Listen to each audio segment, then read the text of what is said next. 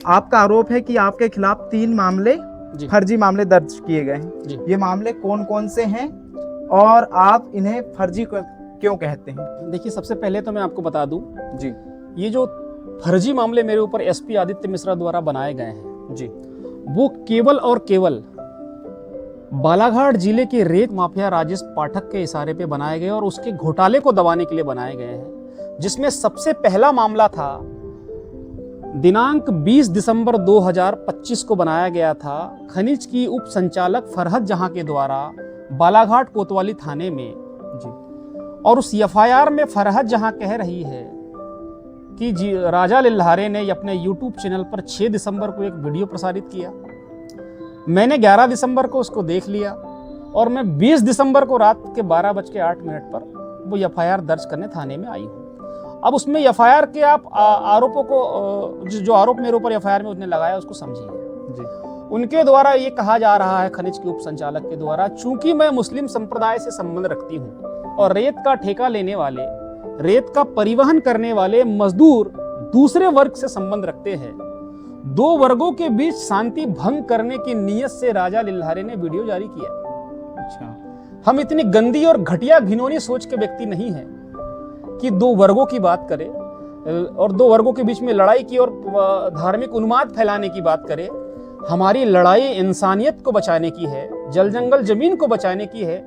हमारा स्तर इतना नीचे गिरा हुआ नहीं है। जो आरोप खनिज की उप संचालक के द्वारा वो एकदम निराधार है। मेरे द्वारा वीडियो में कहीं एक सिंगल बात भी कोई वर्गों के बारे में नहीं की गई है, फिर भी एफआईआर में लिख दिया गया। और एफआईआर में फरहत जहां कह रही है कि वीडियो में बाद में पेन ड्राइव में लाकर दे दूंगी, मतलब जो आरोप लगाया है बिना मटेरियल लिए एफआईआर दर्ज कर दी। वीडियो देखा ही नहीं पुलिस वालों ने और एफआईआर दर्ज कर दी। अच्छा। हमने उस पर शिकायत दर्ज करी और सब जगह हमने कहा कि हमने एक लफ्ज भी अगर वर्गों की बात करी होगी तो हम अपनी सफाई में कुछ भी नहीं कहेंगे, जो सजा जाए चाहे दे सकते हैं। मगर जिस मामले को खात्मा लगाना चाहिए था उस मामले को खात्मा न लगाकर एसपी के दबाव में उस मामले में चालान पेश कर दी गई। ये पहला मामला था। दूसरा मामला दिनांक 27 जनवरी 2026 को एसपी आदित्य मिश्रा के इशारे पर लगा मेरे ऊपर खैरलांजी थाने में पंजीबद्ध किया गया। उस मामले को आप भी अगर समझेंगे तो आपको भी हंसी आएगी। एक महिला थी बेवंता डोहरे, उसका किसी से विवाद था अपने भतीजे से 9 महीना पहले। और 9 महीना पहले उनके भतीजे से उसका विवाद था दीपक डोहरे से। तो दीपक डोहरे को इस महिला के पति और बेटे ने मारपीट कर दिया था। दीपक डोहरे ने 8/4/2025 को उसके पति और उसके बेटे के ऊपर एफआईआर दर्ज की। जी। फिर उसको बचाने के चक्कर में इस महिला ने थाने में और एसपी के पास शिकायत की। और शिकायत किसकी की? घटना में दीपक डोहरे की। अच्छा। घटना में मेरा कोई उल्लेख नहीं, दीपक डोहरे की शिकायत की 9 महीना पहले। अच्छा। पुलिस ने छानबीन की, उसमें कुछ भी नहीं पाया गया, गलत पाया गया तो पुलिस ने एफआईआर दर्ज नहीं की। फिर ये महिला वारासिवनी न्यायालय में इसी मामले में एक परिवाद दाखिल करती है और परिवाद में अपराधी बनाती है दीपक डोहरे को। मेरा कोई नाम नहीं, मेरा कोई उल्लेख नहीं। न्यायालय में शपथ पत्र देकर ये महिला परिवाद दायर करती, मेरा कोई उल्लेख नहीं, मेरा कोई नाम नहीं। फिर जैसे ही मैंने रेत के अवैध परिवहन की रिट याचिका जबलपुर हाईकोर्ट में लगाई, उसके 3 दिन बाद षड्यंत्र करके रेत माफिया ने उस महिला को उठाया अपने कुछ दलालों के साथ में और एसपी के पास ले गए। पुलिस ने छानबीन की तो गलत पाया गया।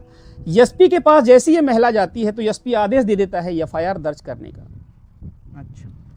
जिस घटना में मैं हूं ही नहीं, जिसमें मेरा नाम ही नहीं है, किसी और के साथ मेरा नाम को जोड़कर एसपी मुझे वहां अपराधी बना देता है। जबकि उसी दिनांक को 27 जनवरी को मैं एसपी को एक आवेदन देता हूं कि इस मामले की निष्पक्ष जांच करे, तब इस पर कोई मामला आप पंजीबद्ध करे।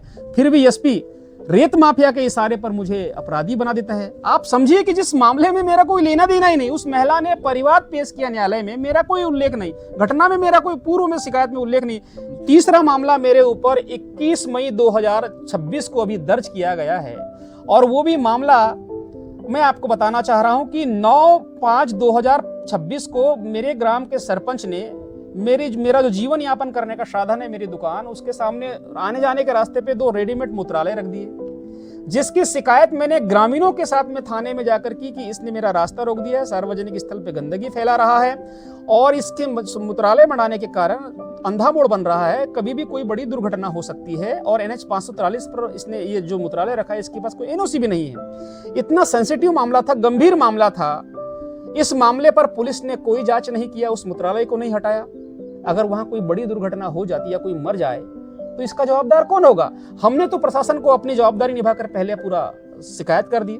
इस मामले पर सरपंच थाने में जाता है। 10 तारीख को हमने 9 तारीख को शिकायत करी और वो कहता है कि हम लोगों ने उसके नीचे की सीमेंट तोड़ दी, FIR दर्ज करो। पुलिस ने छानबीन किया, पुलिस ने कहा, थाने की पुलिस ने कि सरपंच तुमने गलत किया है, तुम उसको हटाओ, वो मूत्रालय रखने का स्थान नहीं है।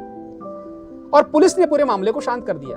फिर ये सरपंच अचानक 20 मई 2026 को SP आदित्य मिश्रा के पास जाता है और SP आदित्य मिश्रा का बकायदा उस FIR में उल्लेख भी है कि 20 मई को SP आदित्य मिश्रा के पास में गया है और SP आदित्य मिश्रा बिना जांच के दबाव देकर थाने में थाना प्रभारियों को और अन्य अधिकारियों को दबाव देकर मेरे ऊपर फर्जी FIR दर्ज करने के आदेश दे देते हैं। जिस सरपंच के पास NOC नहीं है, जो अंधा मोड़ बना रहा है, जिसने जानबूझकर रास्ता रोका है, जो सार्वजनिक स्तर पर गंदगी फैला रहा है, जिसकी शिकायत हमने संवैधानिक तरीके से पहले दी, उस पर कोई कार्रवाई नहीं। SP मेरे ऊपर फर्जी मामला बना दे रहा है। इस तरह के फर्जी मामले केवल और केवल रेत माफिया जिस पाठक के इशारे पे SP के द्वारा बनाए जा रहे हैं। मुझे तो ऐसा लग रहा है SP की कार्यप्रणाली से कि राजेश पाठक की नौकरी करने के लिए बालाघाट के SP आदित्य मिश्रा को यहाँ पर नियुक्त किया गया है, जनता की नौकरी करने के लिए नियुक्त नहीं किया गया है। इस तरह से राजेश पाठक को बचाने के लिए, उसके हजारों करोड़ के घोटाले को छुपाने के लिए ये मेरे ऊपर प्रेशर दे रहे हैं। रेत ठेकेदार राजेश पाठक के खिलाफ आपने पुलिस को कौन कौन से सबूत दिए थे और आपको क्यों लगता है कि उन पर कोई कार्रवाई नहीं हुई? देखिए, दिनांक 25 मार्च 2025 को मेरे द्वारा बालाघाट SP, उस समय दूसरे SP थे, नागेंद्र सिंह थे, ये बाद में फिर आए थे, ये एक शिकायत दर्ज की गई कि रेत माफिया राजेश पाठक सिवनी जिले की रॉयल्टी काटकर बालाघाट जिले की रेत की चोरी कर रहे हैं। 25 मार्च को मैंने ये शिकायत की थी और उसमें 14 डंपर वाहनों के नंबर दिए, उनके GPS लोकेशन और रॉयल्टी में उल्लेखित ड्राइवर के मोबाइल नंबर के लोकेशन के आधार पर इसकी जांच की जाए तो ये स्पष्ट हो जाएगा कि ये डंपर कभी सिवनी गया नहीं और बालाघाट से रेत चोरी करके महाराष्ट्र में रेत बेची है। सारे नंबर्स दिए और सारी जांच के लिए मैंने कहा।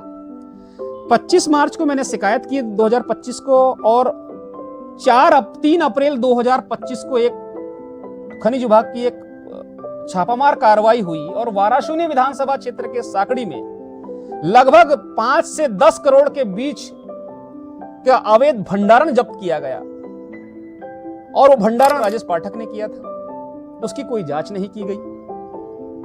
कुछ दिनों बाद मुझे SP कार्यालय से एक लेटर, उसमें मेरे बयान भी दर्ज कर लिए गए SDOP कार्यालय वाराणसी में। कुछ दिनों बाद में मुझे एक लेटर आया SP कार्यालय से कि चूंकि आपकी शिकायत खनिज से संबंधित है तो हम खनिज को भेज रहे हैं, ट्रांसफर कर रहे हैं। फिर हमने खनिज में एक RTI लगाकर पूछा कि आपने इसमें क्या जांच की, तो खनिज के द्वारा यह जवाब दिया जा रहा है कि हमारे पास डंपर के GPS लोकेशन के जांच करने के साधन उपलब्ध नहीं है, मोबाइल के लोकेशन की जांच करने के साधन उपलब्ध नहीं, इसलिए हमें जांच नहीं कर सकते। फिर से पुनः मैंने लेटर लिखा, तब SP आदित्य मिश्रा बालाघाट में आ गए थे कि आपके पास ये पूरे साइबर है और आपके पास साधन उपलब्ध है, आप इसकी जांच करें और हजारों करोड़ का जो एक घोटाला है राजेश पाठक का, उसको उजागर करें।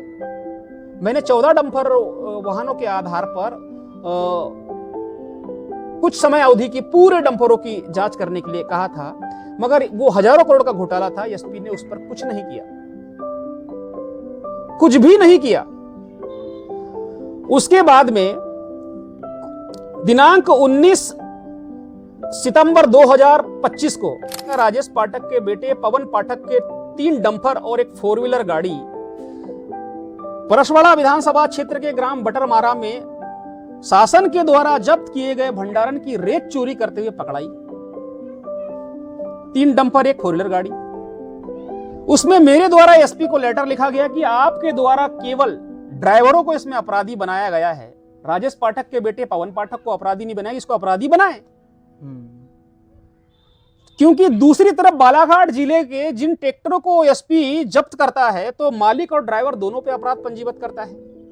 मगर राजेश पाठक के बेटे का डंपर होने के कारण उसमें ड्राइवर पे मामला बना दिया और राजेश पाठक के बेटे को मालिक को छोड़ दिया। तो जहां राजेश पाठक की बात आती है, ये एसपी अपना दोगलापन दिखाता है, और जहां ग्रामीणों की बात आती है सख्ती करता है। तो ये एसपी नौकरी राजेश पाठक की कर रहा है या जनता की कर रहा है? कानून तो सबके लिए बराबर होने चाहिए ना।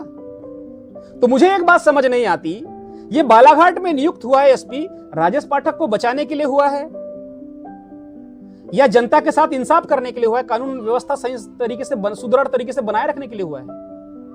ये पूरी तरीके से राजेश पाठक की भक्ति में लीन है और राजेश पाठक को हमें बचा रहा है और राजेश पाठक का हजारों करोड़ रुपए का घोटाला छुपा रहा है। अभी 2 दिन पहले 11/6/2026 को बालाघाट मुख्यालय से 2 किलोमीटर की दूरी पर ग्राम गोंगलई में एक ट्रैक्टर पकड़ाया नदी से रेत की चोरी करते हुए। चूंकि अभी रेत का ठेका नहीं हुआ बालाघाट जिले का, तो उत्खनन बंद है।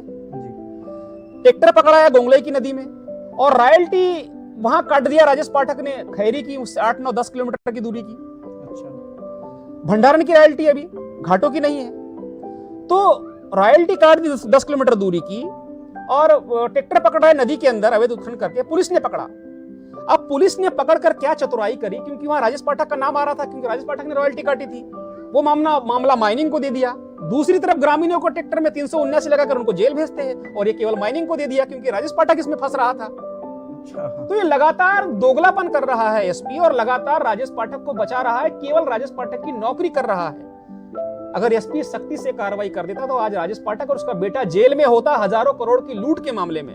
कि अभी बालाघाट जिले में रेत के बहुत सारे अवैध भंडारण पकड़े गए हैं। सुप्रीम कोर्ट की तगड़ी लताड़ लगाने के बाद भी, मध्य प्रदेश के ऊपर 2 बार लताड़ लगाने के बाद भी, मध्य प्रदेश के चीफ सेक्रेटरी मुख्य सचिव अंगारी को डांटने के बाद भी बालाघाट मुख्यालय से बाजू में भटेरा में, कुमारी में, खैरी में 4000 ट्रैक्टर से भी ज्यादा रेत के अवैध भंडारण पकड़ाए।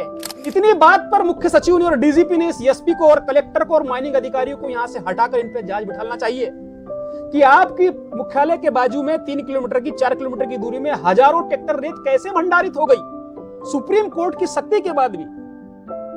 और यह भंडारण राजेश पाठक के लिए किया गया था और बाद में उसको रॉयल्टी भी जारी कर दी गई।